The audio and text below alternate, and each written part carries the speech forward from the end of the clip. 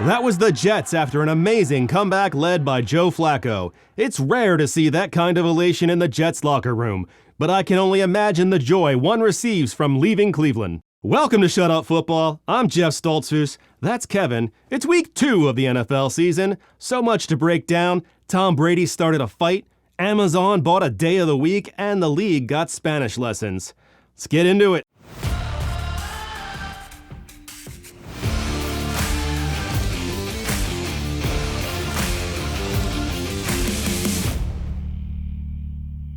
We'll recap the games in a second, but first, it's barely news. Rams kicker Matt Gay was fined over his Week 1 pant length, not because he showed skin, but because his pants were just a little too high on the thigh, making them look more like some thirsty-ass short shorts. That's a $5,000 fine just because you wanted to wear an Iranian bikini, Gay. A recent report by Bookies.com ranked the cost of an average 16-ounce beer at every NFL stadium and showed the Philadelphia Eagles were the most expensive. That's nearly double the cost of the Lions, Falcons, and Jets. Although, to be fair, those fan bases need their alcohol a lot more. September is Hispanic Heritage Month, and the NFL did not miss an opportunity to celebrate it. Adding the Enya. Enya? That's a singer, I think. Adding the Enye. Enye? Enye? Adding the Enya to their logo, there's just one problem. That's not how that works. The Enya in Spanish is its own letter, with its own pronunciation, not just an N with dubious eyebrows. Full-time Hispanics were quick to point out the NFL error, prompting a well-crafted response from the league. You know I don't speak Spanish. Congratulations to the Washington Commanders for annexing an entire state. At least, that's what I assume this means. This mug featuring Washington State was being sold at Commanders' home stadium. It's a simple mistake, and less egregious than their last one. Tyler Lockett told teammates Russell Wilson was using the same hand signals with the Broncos that he used in Seattle. Do we have video of that? Sorry, that was the wrong video. Let's try again.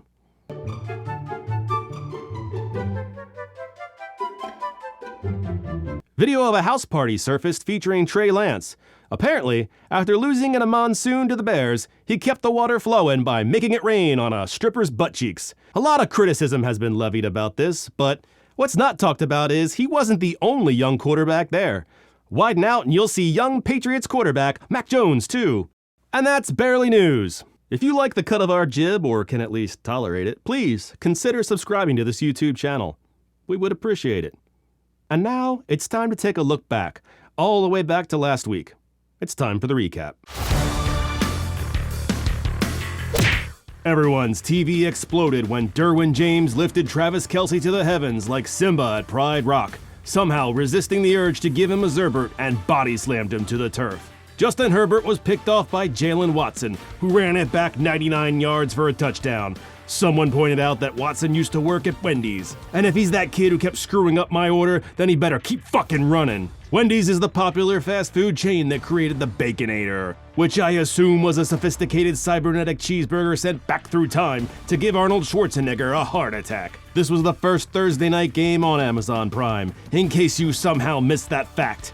They signed an 11-year deal for $13 billion. Jeff Bezos was there for the game, looking like a Humpty Dumpty after photo and soaking up all the love from the customers, users, fans. We're laughing, we're having fun. Roger, on the other hand, didn't look so well. Maybe Bezos made him swallow the whole $13 billion and carry it back to the owners like a drug mule. Dyslexa, order a keg of prune juice, a kiddie pool, and a stick to bite down on. Amazon lets you access next-gen stats using something called X-Ray, which sounds like the most disappointing X-Men movie since the last one. Why would I want to read during a football game? You trying to turn my TV into a book, you sneaky bastard? If that's the case, I'll just wait until the book gets turned into a movie. Checkmate, mother trucker. Can't teach me to read. This was a game of attrition. For the fans. Najee Harris leaped a guy in what constitutes as a highlight, I guess. Nelson Aguilar snagged the ball after it bounced off a defender's face and took it for a touchdown. People said he mossed him, and that's definitely what I thought of while watching this game. Moss. Next to Najee Harris, Mac Jones looks like a Make-A-Wish kid, except no one would ever wish to throw passes to Nelson Aguilar. After the game, Mac Jones tried to sell me a single-story bungalow in the hills. The game started with a fumble, an omen of things to come. Dable was pissed off about something. Whoever he's telling to come here, don't. Kadarius Toney is back. Let the breakout season begin. Oh, nope, and he's injured again. Bye-bye. Giants kicker Gano was the player of the game, so you can already guess how good it was. Someone called it a revenge game for a kicker. A kicker's revenge game sums this one up perfectly. Jacoby Brissett was murdered right on Brownie the Elf's tum-tum. Look away, Brownie. The Browns had this game in the bag. Nick Chubb scored 3 touchdowns, but then things started happening. Garrett Wilson had 100 yards and 2 touchdowns. Everyone forgot Corey Davis was still on the team, except Flacco, who found him all alone. The Jets performed a miracle comeback to beat the Browns. Leave your shit on the field, run to the plane, don't look back. This city is going to burn to the ground. Indianapolis hosts the NFL Combine, where many an NFL career begins. But lately the Colts seem to be where quarterbacks go to die. Matt Ryan finished with 3 picks and a fumble. The Colts did something Christian Kirk's barber couldn't do: make him look good. James Robinson broke tackles and gashed the defense for a score. Coach Doug Peterson guided the Jags to their first win of the season, and he didn't even have to kick a player to do it. The Colts were down a couple receivers due to injury, but this seems bigger. Something is very broken in Indy. Say my name. Tungo Vailoa. Tua finally gonna get some spect on his name after throwing for 6 touchdowns. That's right. While fans were tripping over their ping-pings praising Lamar Jackson, Tungo Vailoa chucked a half dozen tutties to go yard with Tyreek Hill and Jalen Waddle. Lamar Jackson performed a colonoscopy on the Dolphins' D, straight up the butt. He ran for all the yards. Touchdown. No polyps. Devin Duvernay opened the second half running the kickoff back for 103 yards for a score. Nice try, Devin, but you're only running from yourself. Mike Gesicki used all his inches and got tall to snag one, then performed either the white man's gritty or some kind of wispy chicken run. Either way, it was embarrassing for the species. Which one? All of them. Hey, how you doing? I'm Tom Brady. I'm better than you. I'm OBJ. I just want to get my hands on you. Yeah, okay, that's weird. I touched your butt. Now I'm gonna touch your shoulders for longer than is comfortable. Okay? I'm wearing my Super Bowl ring for no reason. Yeah, I got like 10 of them.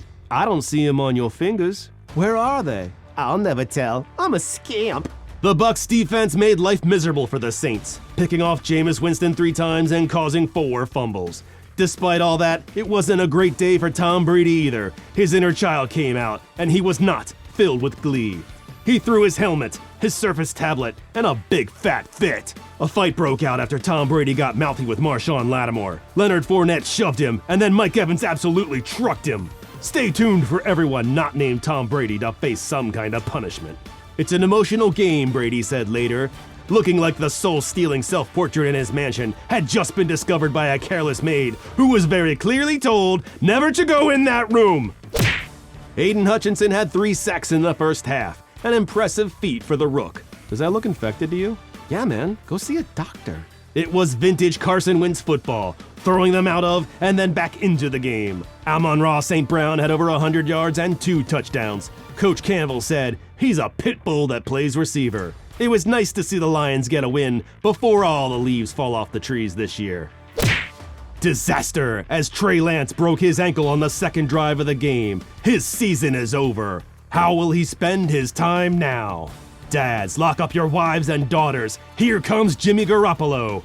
Jimmy GQ immediately started dealing strikes. He said it was like riding a bike, and by bike, he meant your mom. Levioso! Geno Smith was picked off and sacked. Seahawks fans are gonna have plenty of time this season to fine-tune their heavy drinking. Cooper Kupp had 100 yards and 2 touchdowns. He's the best thing since Antonio Brown, and he didn't even have to dye his mustache. Marcus Mariota performed the old fall down, then get back up and complete a pass play. Classic. Falcons blocked a punt and nearly took out the punter's leg. Is he okay? Does anyone care? The man has a family. Probably. I mean, somebody birthed him. He didn't just hatch from an egg. Is he sleeping? Is he dead? Somebody roll him off the field. At the end, the Rams ran backwards and took a safety on purpose, trying to milk the clock. Enough with your non-dairy alternatives. I'm not drinking clock milk. A battle was raging in Darth Vader's toilet bowl. Kyler Murray laid another cunning trap for fantasy managers. Oh, Greg Dortch is a thing this year? Sure he is. Pick him up off waivers. Wink, wink. Dortch! J.J. Watt returned to the field and grabbed the Invisible Man by the gooch. Kyler Murray had so much time on one play that I'm going to use it to read a fan review of the 1999 hit film The Mummy starring Brendan Fraser. A real romp of an adventure horror genre with a wonderful aesthetic that works perfectly. The period setting is pure genius at creating an immersive world. The performances are terrific. Rachel Weisz and Brendan Fraser are a blast and have a great dynamic. The CGI does look a little outdated and of course brings down the overall film, but the humor and the overall tone is brilliantly balanced. Touchdown! Actually, it was a 2-point conversion. You know, it's actually more impressive if you watch it on Next Gen Stats. As you can see here, there's some dots moving around and you know what? This actually means nothing to me. Middle-aged baby Hunter Renfrow had the ball stripped from his little fingers and returned for a touchdown. This game was pandemonium. James Conner and Kyler Murray dropped to their knees and thanked God they weren't Raiders fans. Later, Kyler Murray distributed articles of his clothing. Why would you want that? It's sweaty and gross. And I guarantee you, it doesn't fit. Well, maybe that child. So far, the Broncos under Coach Hackett are one sloppy turd. They've set a franchise record for penalties through 2 games. The Broncos had to call a timeout because they didn't have anyone back to return a punt. The Broncos got so many delay of game penalties, the crowd started counting down the play clock for them. You hear that, Hackett? Debbie from 5 Points has better clock management skills than you. They were booing Russell Wilson. They paid him $250 million just to go 0-6 in the red zone. Not that the Texans were any better. They only managed 3 field goals. That's right, this game can fuck all the way off. The Bengals thought they fixed their offensive line woes this offseason, but I guess the duct tape didn't hold. The Cowboys held a team meeting on Joe Burrow's junk. 6 sacks. I hear Micah Parsons rents a room there now. Cooper Rush, which sounds like an energy drink that tastes like old barrels, took over for the injured Dak Prescott while his hand convalesces. He might not be Dak Prescott, but he sure as hell has all the traits you want in your starting quarterback. 2 working hands? Check. End of list. This game had everything.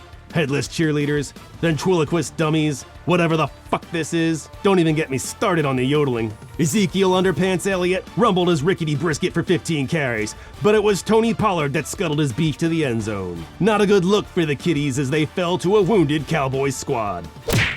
I wish Aaron Jones was my dad. I bet every day is Taco Tuesday with him. Justin Fields ran for his life. I've never seen anyone work so hard just to throw an interception. David Montgomery went crazy. For exactly 1 play. Good strategy, Bears. Let the man rest. Where the hell is the Darnell Mooney breakout everyone promised me? Was he even at the game? Maybe he went for a hot dog and never came back. Bears coach Eberflus was so distraught, he needed someone to hold. Hug? But no hug could be found. No, I'm good. When asked about the lack of production in the passing game, Coach Eberflus said, "We're looking at that."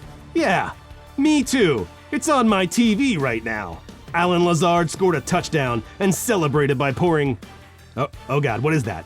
Poison! No, Aaron, no! Aaron Jones was an unstoppable beast, scoring 2 touchdowns and playing peekaboo with the sideline. He even did a little dance. I do the same for my wife with a slightly different context. I call it the helicopter. After the game, coach with a barber in his pocket spoke to the media. The Bears hung right there till the end. And, you know, luckily our defense buckled down when we needed to and on that 4th down. And Son of a... This was not close. Frankly, it was a massacre. I hate to be so grim, but it reminded me of the police station scene in The Terminator. And Josh Allen is the Terminator. Stephon Diggs had 3 touchdowns in this. He probably could have had more. Even fullback Reggie Gilliam had 1, and you could see it on Mike Vrabel's face.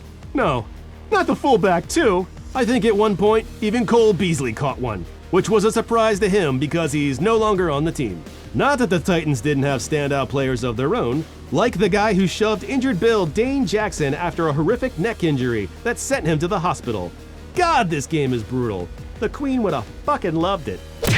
And here's Eagles wide receiver Devontae Smith. Oh, how embarrassing. I wore the same thing to work today. What a special night for the Eagles. Dick was on hand. Kirk Cousins led the rushing for the Vikings with 20 yards. Was Dalvin Cook dead or in prison? Nope. It's a mystery. The Eagles' defense locked down Justin Jefferson like a painful phimosis. That's tight. There's no gritty in this city unless it's gritty. Unable to connect with his lead receiver, Kirk Cousins forged a new connection with Darius Slay. That guy catches everything. Jalen Hurts went ham. In fact, he went all kinds of freshly cured meats and cheeses. It was the best performance by an Eagles QB since Canine Fight Club promoter and internment specialist Michael Vick. The Vikings blocked a field goal and it could have sparked a comeback, but apparently the Eagles punter is a lion fresh off the Serengeti. I'm surprised he didn't drag him back to his den by his mouth. The stars came out for primetime. Bryce Harper, James Harden, and Bradley Cooper were all on hand. Because stars are what you think of when you think of Philadelphia. Not a broken bell and some drunken fans eating horseshit off Broad Street. And that's our show. Thank you so much for watching Shut Up Football. We will catch you next time. Peace! Check the mic and make sure it sound right, boys.